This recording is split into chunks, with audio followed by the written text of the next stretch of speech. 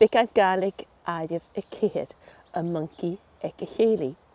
Agus fan a na brein fear-an-taighe, seo fear-an-taighe a bhaidú.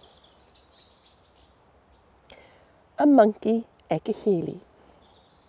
Bheadh na bodaich agus na gillean ága an sa Chaolas a cumail cèilidh a h-uile seachdain an san taigh ag Iain mac Nèill. Ha an taigh sin oisean an ráid a dul sìos go Milton.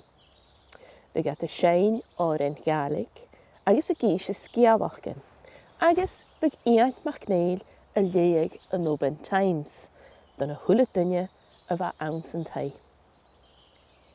Bheadh a Moncaidh aig Chèilidh cúteach. Ach béarlis a bhí déanamh chléasan. Agus go sáiríte a déanamh chléasan iad Iain. Bheadh Iain a trot leis a Moncaidh.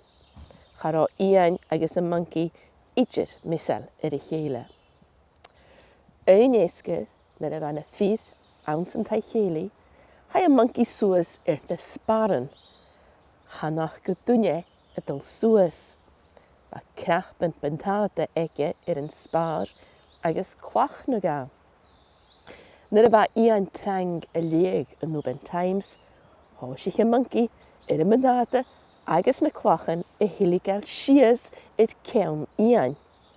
Ba Caoles iad Iain agus nar a thucht an bantáda agus na clachan ar a cheann, chará Iain còilide idir.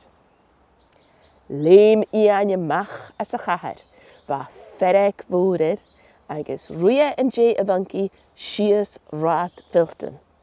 Be siút an Chèilidh, an seanmhátach a rui as dé a Moncaidh. Seileann rá an sgeulachdan as an Oban Times an atheachgan.